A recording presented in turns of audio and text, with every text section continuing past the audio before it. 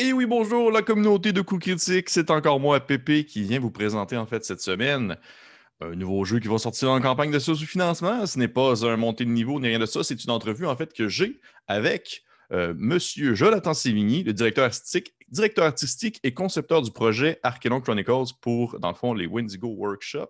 Bonjour, Jonathan, ça va bien? Oui, ça va bien, toi? Oui, ça va super bien.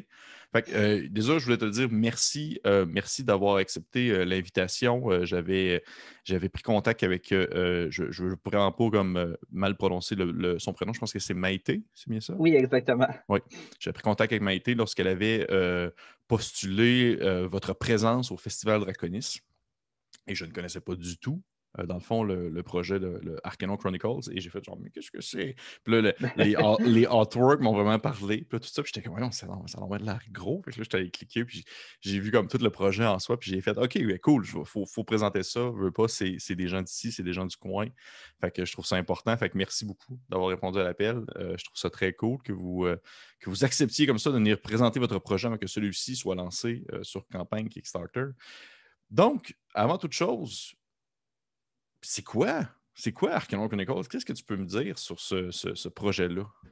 Ouais, ben, dans le fond, Arcane Chronicles, c'est un jeu de rôle sur table, un peu dans la veine de Donjons Dragons, Pathfinder, tout ce type Shadowrun et autres jeux. Nous, dans le fond, ça se passe plus dans un univers qui se veut de science fantasy, donc un univers qui mélange la magie et la technologie ensemble. Mhm. Donc, ça reste très ouvert côté création de personnages aussi.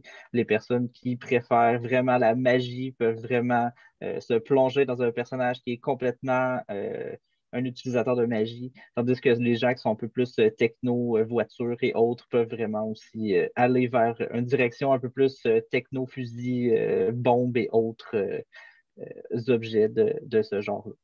OK.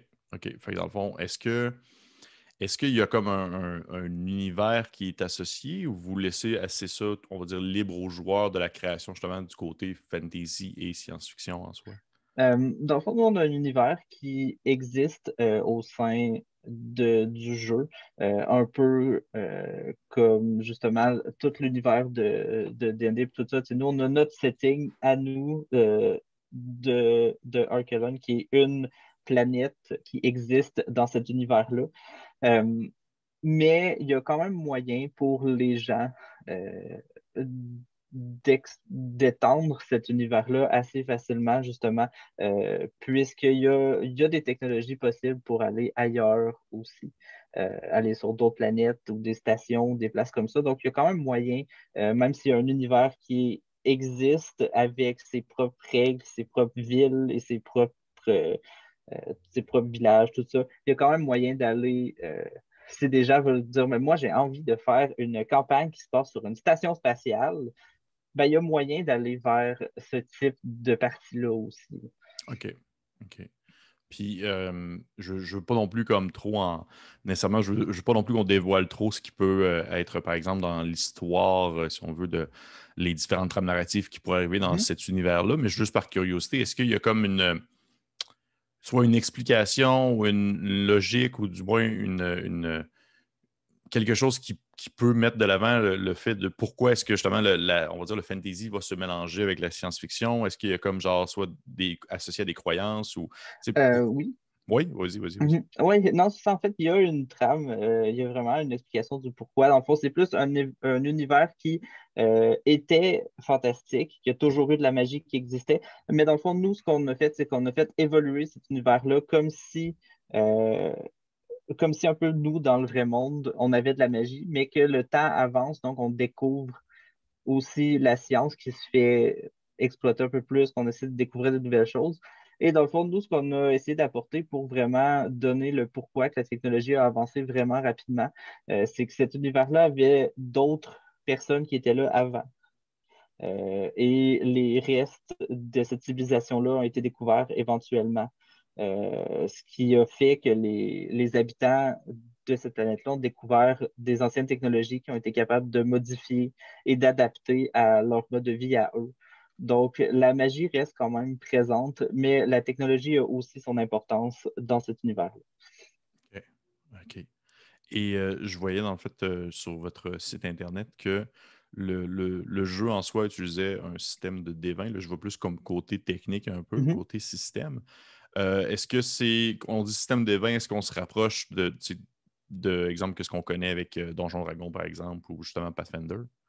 Ben, je dirais qu'une personne qui joue à Pathfinder ou Donjon Dragon va quand même assez facilement se retrouver avec les dés, la reconnaissance de quel dé utiliser à quel moment. Nous, c'est sûr qu'on a essayé de... L'idée derrière l'utilisation du D20, c'est surtout, nous, on est vraiment très gros fans là, de Donjon Dragon et Pathfinder. Là. On a joué, l'équipe au complet joue depuis au moins 10-15 ans. Là. OK. Donc, on est des gros fans de l'utilisation justement tu sais, du D20 puis le plaisir de collectionner les dés aussi. Là. Donc, nous, on a essayé d'aller vers un système qui utilisait ces dés-là justement parce que nous, ça nous fait plaisir. Mais on a quand même essayé d'exploiter ce système-là pour faire, OK, qu'est-ce qu'on peut faire avec ce type de dés-là qui rend ça peut-être un peu plus dynamique, peut-être un peu plus réactif, sans vraiment faire qu'une personne qui est vraiment investie et qui apprend toutes les créatures par cœur, tout le jeu par cœur, finit par juste faire ah oui, ça c'est un squelette, ça l'a 10 dansé, fait que mon personnage, je Mhm. vais le construire comme ça. Puis, tu sais, on a essayé quand même de garder un petit peu de surprise dans l'utilisation des statistiques, que ce soit des personnages ou des créatures aussi, en faisant que chaque participant, que ce soit un défendeur ou un attaquant, utilise ses propres stats et ses propres dés pour soit esquiver ou attaquer. Donc, ça garde quand même un petit côté plus interactif. Ouais, c'est plus dynamique, là, je vois ça même. Ouais. OK. Et ben justement, encore une fois, rester dans le système, parce que là, tu me fais Mhm, mention des différentes possibilités qui peuvent être aux joueurs. Veux pas, on voit, dans le fond, c'est mentionné sur le site Internet que, puis aussi ailleurs, tu sais, dans souvent les mhm, lectures que je fais, même dans le visuel, c'est aussi présenté dans le mhm, visuel, il semble avoir une très grande euh, personnalisation, une très grande, vraiment, prise en main, si on veut, complète de faire un peu ce qu'on veut avec son personnage. On parle, tu sais, mhm. autant je voyais une image d'une espèce de mours, puis à côté, il y avait genre comme un bonhomme qui avait l'air d'être un peu un homme-poisson ou quelque chose de genre-là. Mhm. Je veux dire, comment est-ce que le système joue avec ça? Vraiment, tu sais, concrètement, est-ce que chaque personnage a des caractéristiques, a des compétences? Est-ce que des traits qui sont associés justement, si on veut, aux espèces? Comment est-ce que vous. Oui, mais dans le fond, chaque espèce, chaque race, dans le fond, qui habite sur cette planète-là a leur propre civilisation, en fait, là, leur propre ville, leur propre coutume aussi. Euh, Dans le fond, chacun a quand même certains avantages et inconvénients aussi, dépendant de quel genre, mais ce pas des inconvénients complètement qui rend la race impossible à jouer, là, en fait. Là, c'est surtout si c'est un homme plus, mettons, poisson, ben, ça va aller plus vers des choses, des avantages aquatiques, mais peut-être des désavantages sur Terre ou des choses comme ça. Mais tu sais, ça reste quand même que chaque race a leur propre bonus, leur propre inconvénient et aussi leur propre choix d'évolution aussi selon ce que le joueur décide. Et aussi, chacune des races a leur propre différents héritages, que nous on appelle ça dans le fond, qui mènent vers des endroits différents dans lesquels le personnage a grandi. Donc, par exemple, si on regarde l'une des races du système, qui sont les trolls, dans le fond, euh, si tu choisis cette race-là, il y a aussi, dépendant de l'endroit où est-ce que tu veux que ton personnage vienne et dans quel type d'endroit il est né, il y a des trolls de forêt ou plus montagne, plus de glace ou de choses comme ça qui ont chacun leur propre choix de customisation et de modification pour vraiment faire un personnage plus customisé, plus unique à toi et comment tu veux jouer. OK. Puis là, on parle justement d'espèces, on parle de race. Est-ce qu'il y a aussi des classes qui viennent définir le personnage aussi? Oui, il y a un système de classes aussi qui se sépare en plusieurs différentes branches dans lesquelles on peut aller choisir des habilités différentes aussi. OK. OK. Et OK, cool. Fait que j'imagine qu'il doit y avoir tout un espèce de système de magie aussi derrière ou qui doit être probablement peut-être associé aussi à un certain système de technologie. Je ne sais pas trop. Tu sais, j'ai aucune idée comment fonctionne le jeu. Mhm. J'imagine qu'il doit y avoir justement comment je pourrais dire ça, tu sais, des statistiques, des caractéristiques qui sont justement plus associées à des pouvoirs arcaniques, j'imagine. Ou Oui, ben c'est ça. plusieurs types de magie différentes là, qui vont OK. chercher quand même certains archétypes de la fantasy classique, mais tu sais, qu'on essaie quand même de pousser dans des directions un peu moins. On essaie d'aller chercher quand même certains types de choses qui sont classiques, par exemple, si on regarde la magie plus divine ou arcanique ou ce genre de choses-là. Mais on essaie quand même d'aller chercher peut-être des utilisations de ce type de magie-là qui est peut-être moins connues ou plus intéressantes aussi, en se basant sur soit des mythes ou des légendes qui pourraient exister dans notre monde à nous, dans le fond. Tu sais, on Mhm. essaie de regarder un peu oui, il y a la magie divine qui fait des choses divines, mais essayer de quand même dire, OK, mais tu sais, si on croit en un dieu, que lui fait du feu, ben est-ce que, tu sais, est-ce qu'on peut aller chercher des sorts qui pourraient utiliser cette capacité-là ou aller chercher, tu sais, des choses peut-être un peu plus intéressantes à faire avec tout ce genre de types de magie différentes. OK. OK. J'étais juste curieux. Je suis tout le temps essayer de. Pas, oui, fasciné, mais aussi j'essaie surtout de voir comment va fonctionner le système en soi parce que j'imagine que ça doit être Mhm. un très long travail de balancement pour que tout s'équivaut en quelque sorte. Je veux dire, juste créer un système de, oui, de prendre à la base c'est le concept de système des vins, mais se l'approprier, se l'adapter justement pour que vous ayez votre propre système à vous, ça a dû être un long travail tout de même. Oui, quand même. En fait, nous, on a commencé un peu par, un peu comme beaucoup de gens qui décident de développer un jeu, de dire, OK, ben, tu sais, on joue à Pathfinder, puis là, ah, moi, je veux telle classe, mais elle n'existe pas. Fait que là, ah, ben, on pourrait essayer de faire une version d'une classe qui va chercher un peu plus, qui tente. Puis là, tu sais, à force de développer certains concepts, bon, on s'est dit, pourquoi, tu sais, tant qu'à développer des concepts, tant qu'à avoir un univers qui est à nous, ben, pourquoi est-ce qu'on ne va pas essayer de peut-être créer un jeu à partir de ça? Donc, tu sais, d'où ça a commencé, à peu près 6 ans environ, qu'on a commencé à faire les premiers comme petits débuts de changement, c'est les premières règles, en fait, qui au début, c'était un système de dessin OK. que finalement, on n'a pas vraiment aimé parce que ça rendait des choses vraiment compliquées pour certains types de sorts et de choses comme ça.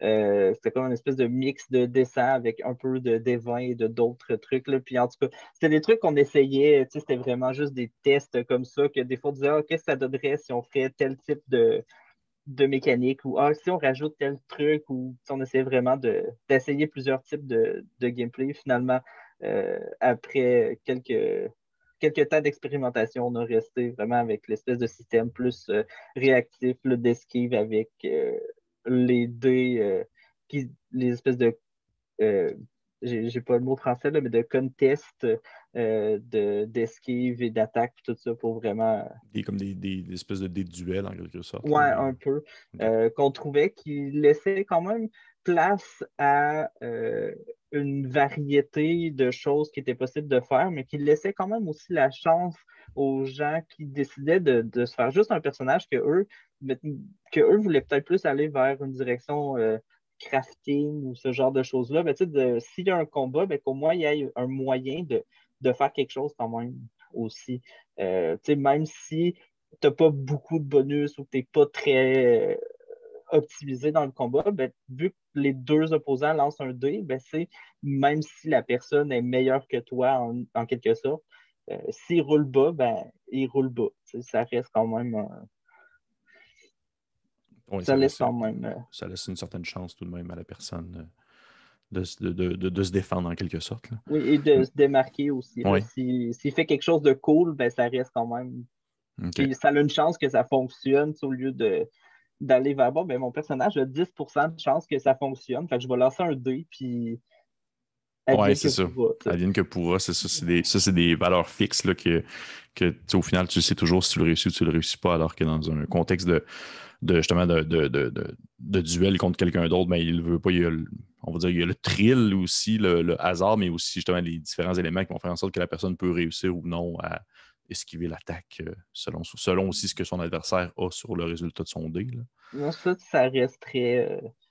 Chaque personne peut essayer quand même de faire des trucs cool, même si c'est pas un personnage qui est complètement optimisé Mhm. incroyablement sur toutes les stats possibles et tous les talents possibles. Ça reste quand même que chaque personne peut tenter de faire des actions qui sont le fun aussi, là, Mhm. malgré. OK.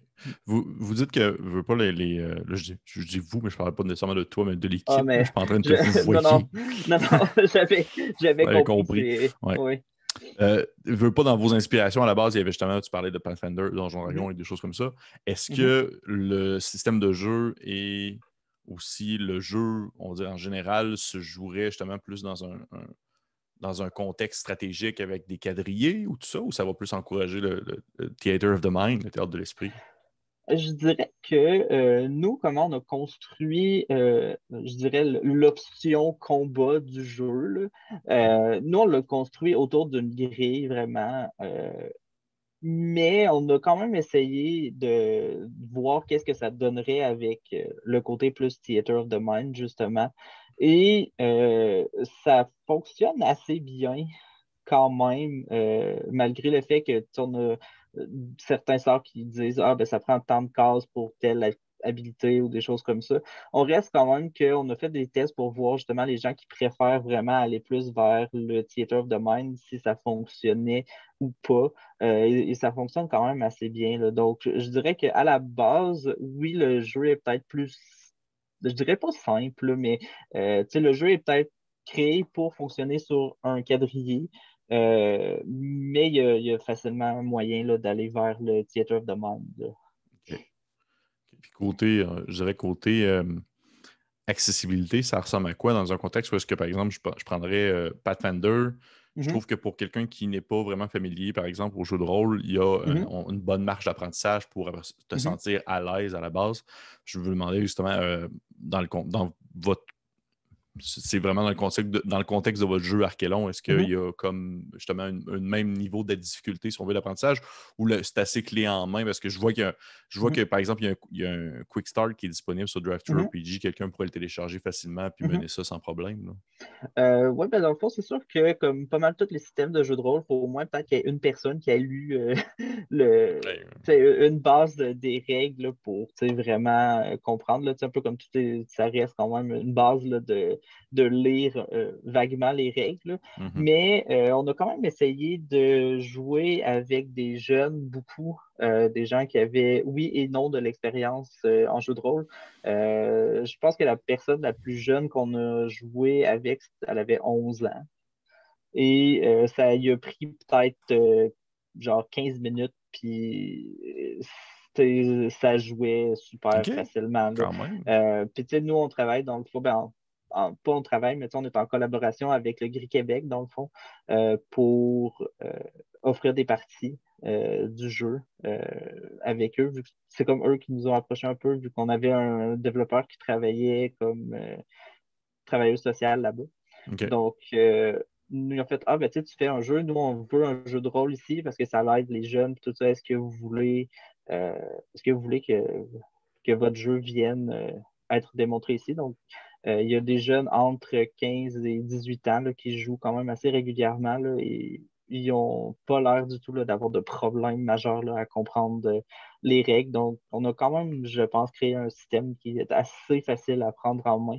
Il y a un côté simple, il y a quand même certaines règles qui vont chercher des trucs un peu plus profonds, là, vraiment côté complexité, mais je pense qu'une personne qui a jamais joué, du moins de ce que nous on a eu comme retour, du moins, là, a pas vraiment de difficulté là, à apprendre le système, là.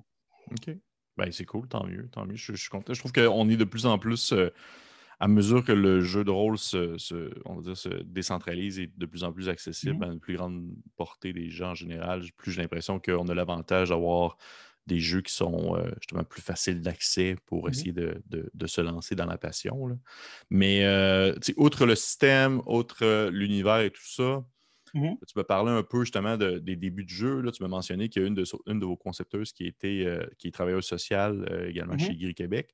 mhm. Comment ça a commencé? Vous êtes, qui êtes-vous? Qui êtes-vous en général? Est-ce que vous êtes comme toute une gang d'amis qui se sont dit, OK, guys, on Ah, fait un jeu de rôle, let's go? En fait, oui. OK. C'est exactement ce qui s'est passé en fait, là. La plupart des membres de l'équipe se sont connus au Cégep, en fait. Donc, ça fait à peu près 10 ans qu'on fait des games de D&D et autres ensemble. Puis dans le fond, il y a certains membres qui se sont comme greffés à l'équipe entre-temps, un ami d'un ami qui est arrivé et qui a fait: Ah, moi, ça me tente d'essayer le jeu. OK. Puis là, finalement, ah oui, tu sais, moi, j'ai des compétences en graphique, en design graphique. Là, j'aimerais vraiment ça. Est-ce que t'as-tu quelqu'un? Ah non. Puis là, finalement, ça a juste continué comme ça. Là. Il y a quelques petits membres là, qui se sont greffés après pour soit des gens qui avaient des, des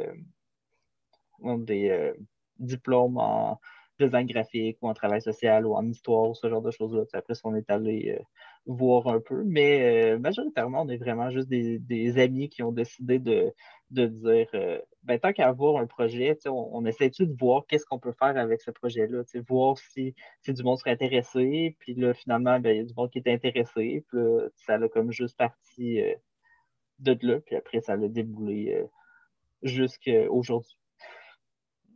OK. Et je vois que, tu sais, vous veux pas votre. Comme je dis, moi, j'avais vu, dans le fond, l'arrivée du Mhm. projet via Draconis, puis j'ai vu, dans le Mhm. fond, les publications qui ont été faites, puis à partir de là, j'ai pu découvrir votre Facebook, j'ai pu découvrir votre site Mhm. Internet et tout ça. Mais ça fait combien de temps que, on va dire, le tout se prépare pour la campagne de source de financement? À partir de quand est-ce que le site Internet était en ligne? À partir de quand est-ce que votre Facebook a été ouvert et que la campagne de source de financement a été annoncée pour apparaître bientôt? Ça fait quand même un moment, en fait, là, que nous, on a commencé à annoncer qu'on avait un projet puis tout ça.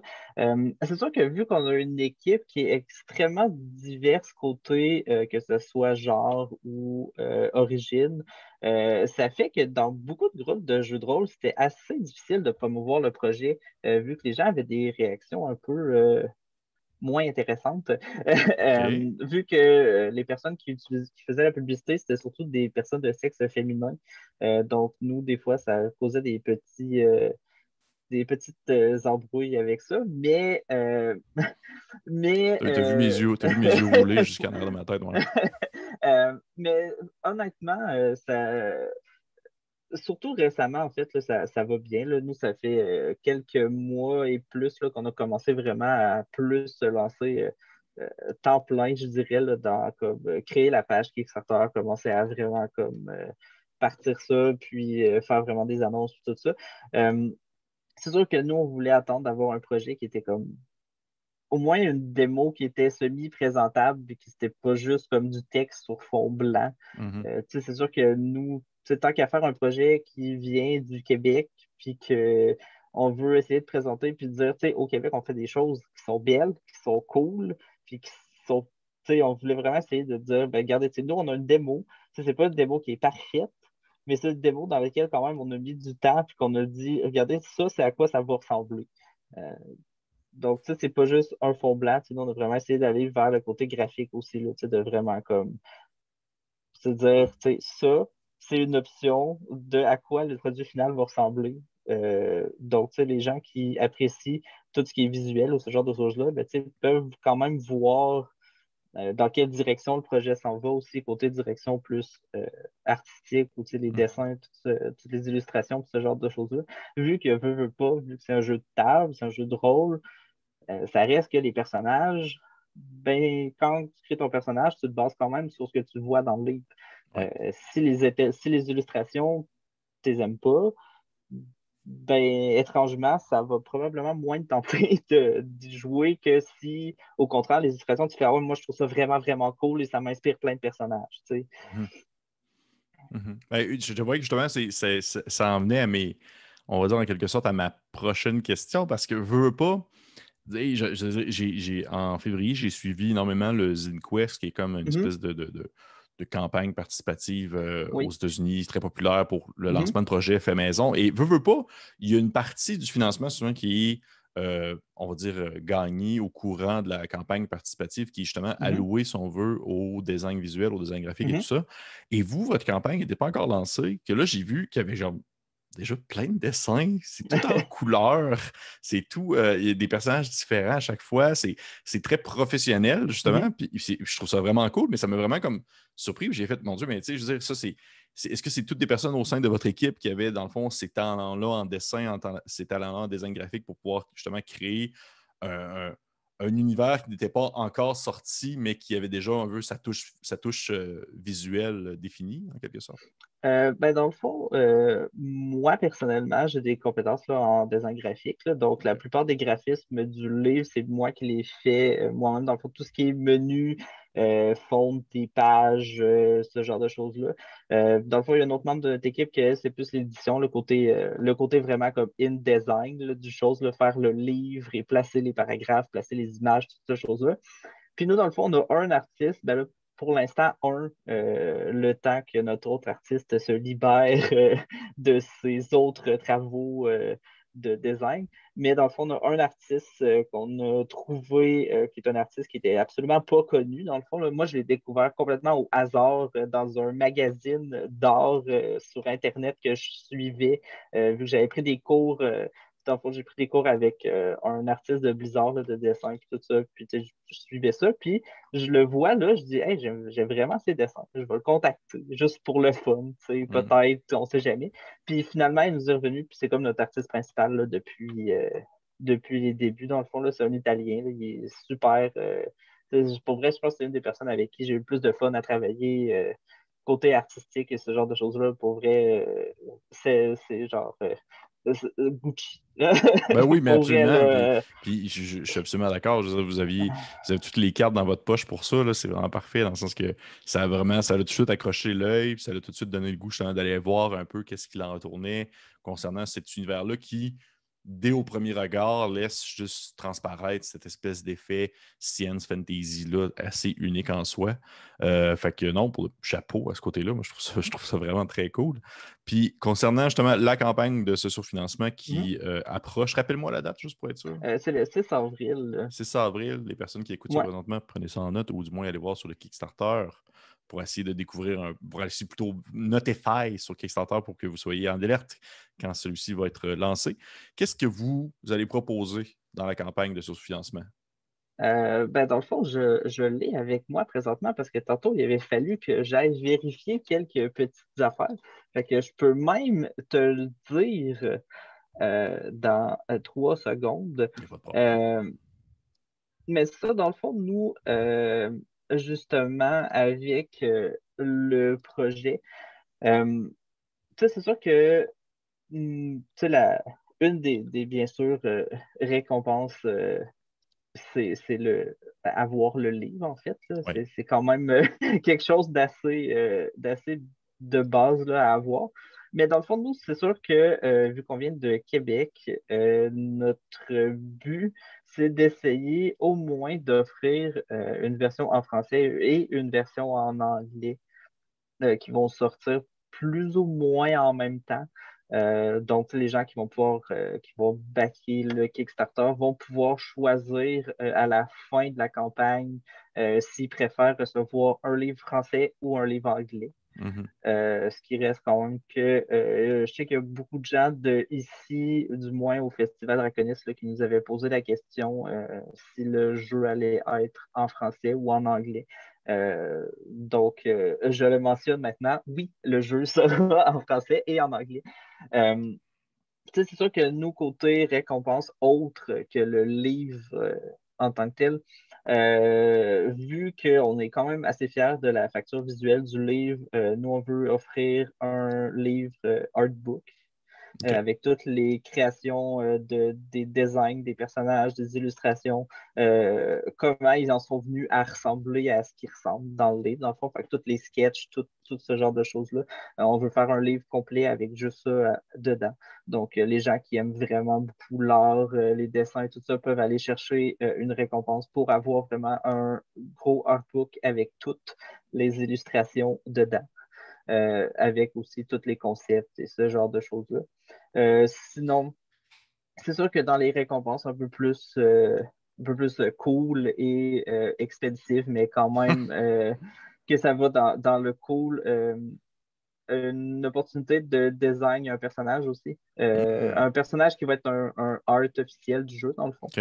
Que nous, dans le fond, on va travailler avec les personnes qui souhaitent avoir ce bonus-là, dans le fond. Travailler avec eux pour créer un personnage avec sa propre classe, sa personnalité, toutes ces choses-là. Donc, il faut écrire une petite histoire pour leur personnage et l'illustrer aussi par notre fantastique artiste. C'est bon, ça pogne tout le temps. C'est tout le temps super Euh, vendeur. Les gens aiment ça. Ça l'illustrer par l'artiste, puis aussi ben, les personnes qui décident d'avoir cette récompense vont avoir un print de leur création aussi. Là. Donc, ça risque. OK. Ce ne sera pas juste un personnage qui va être dans le livre, ça va être comme ton personnage et tu vas avoir comme le petit print là, avec Associé à ton ça. personnage, ta création, puis tout ça, que nous, on va envoyer après que le dessin OK. a été fait, là, puis que ça, OK. suite au financement.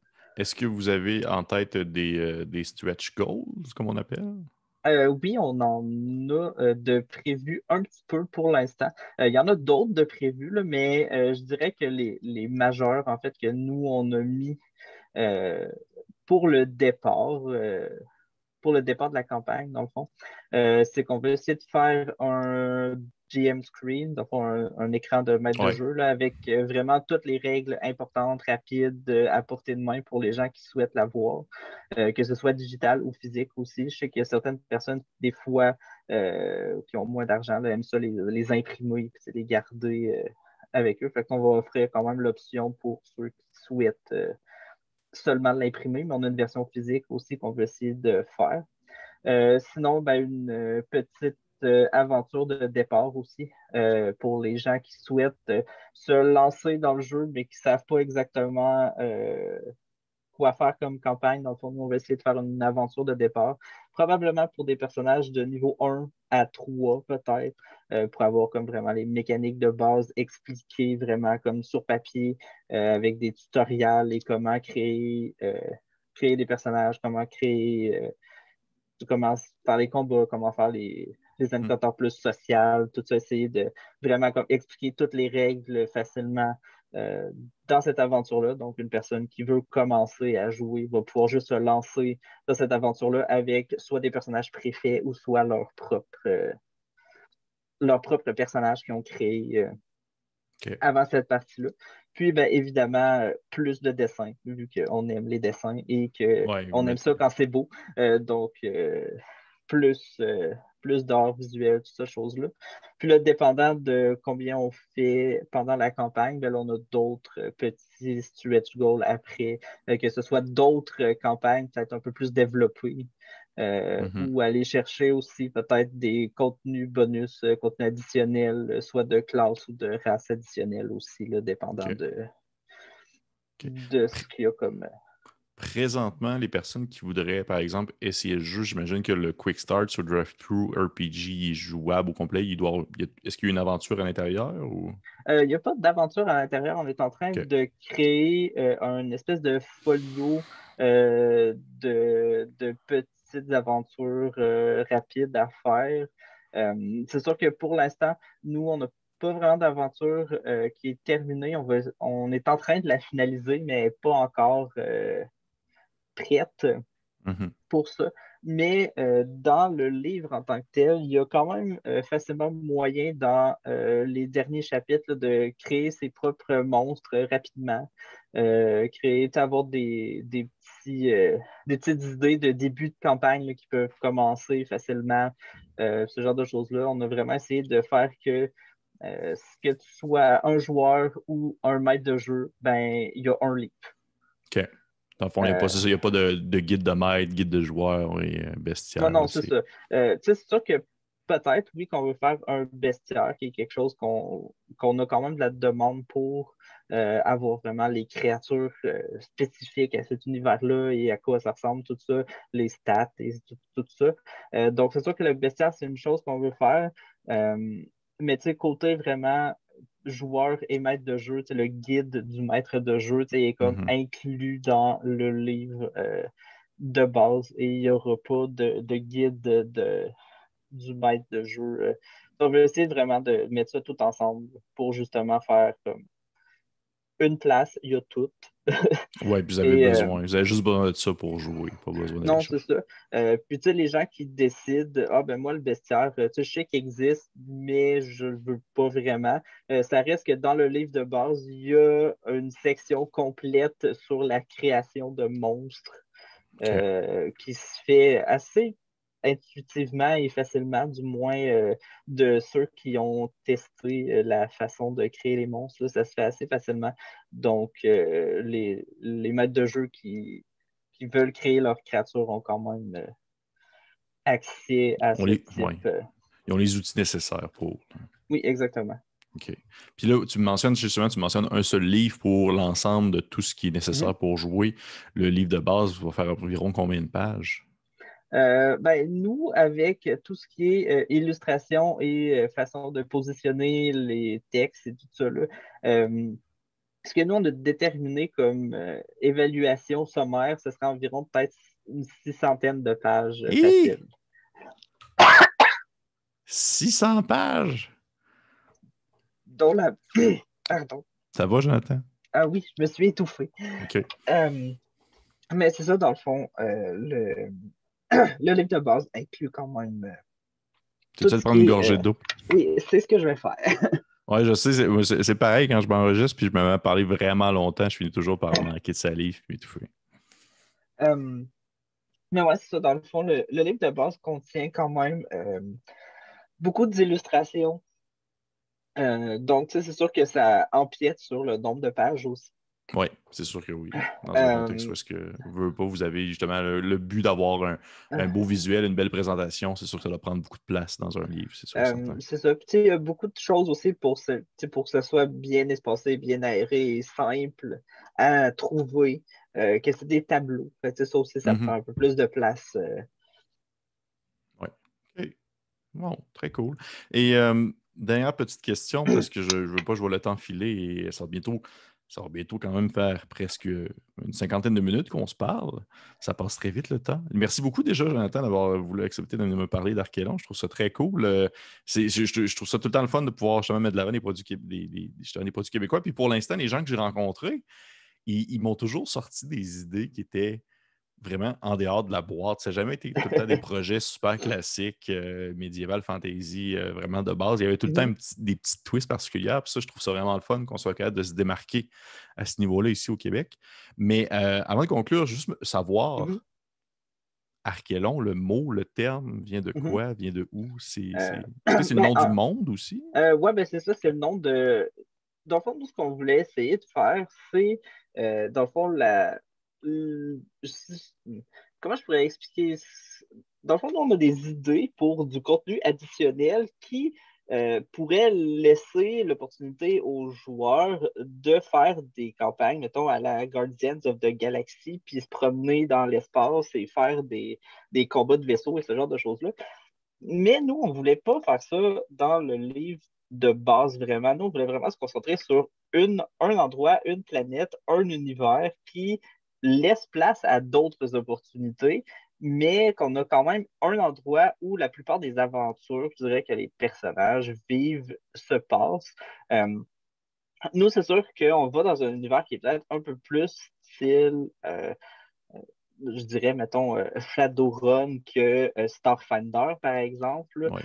où tu sais, la plupart des trucs vraiment dans le livre de base va plus vers mettons, aller plus hacker des corporations ou faire des choses contre des espèces de cultes de monstres ou des choses comme ça, ou aller vraiment vers les combats ou les missions vraiment de les kaijus, les gros monstres, les trucs cool, aller vraiment comme plus dans cette direction-là. Puis après, en truc plus additionnel, de dire ben, les gens qui aiment vraiment plus aller vers moi, je veux être Star-Lord et me promener dans la galaxie puis tuer des monstres de d'autres planètes, ben, qui peuvent aller vers ça, mais vraiment plus. C'est comme pas vraiment le focus qu'on voulait apporter. Là. Sinon, on voulait vraiment aller comme. Il y a un monde, Archelon, qui a certains trucs qui habitent là, et c'est l'histoire de ce monde-là de base, mais il y a possibilité d'agrandir cet univers-là ensuite au livre de base. Donc. Tomber vraiment en mode space opéra assez grand, là, on s'entend. Parfait, cool. Bon, hey, merci Jonathan. Ça va? La gorge, ça va bien? Oui, oui, non, c'est OK, ça, je me suis juste étouffé c'est vaguement, mais correct. ça va. Parfait, parfait. Hey, merci beaucoup, Jonathan Sévigny. C'était très apprécié de t'avoir pour venir me présenter en fait le jeu Arcanon Chronicles, un tabletop RPG québécois qui va sortir dans le fond en campagne socio-financement sur Kickstarter le 5 avril, c'est bien ça que tu m'as dit? 6. 6 avril. C'est sûr et Oui, certain que vous allez avoir en fait le lien vers la campagne de socio-financement en dessous de la vidéo ainsi que aussi, dans le fond, le lien qui va mener à leur site Internet, le Facebook aussi de votre compagnie, qui rappelle-moi le nom aussi, ça aussi, ça m'a comme oublié. oui, c'est Wendigo Workshop. Wendigo Workshop. Donc, encore une fois, merci beaucoup, Jonathan, c'est très apprécié. J'espère à la maison que vous avez apprécié ça aussi.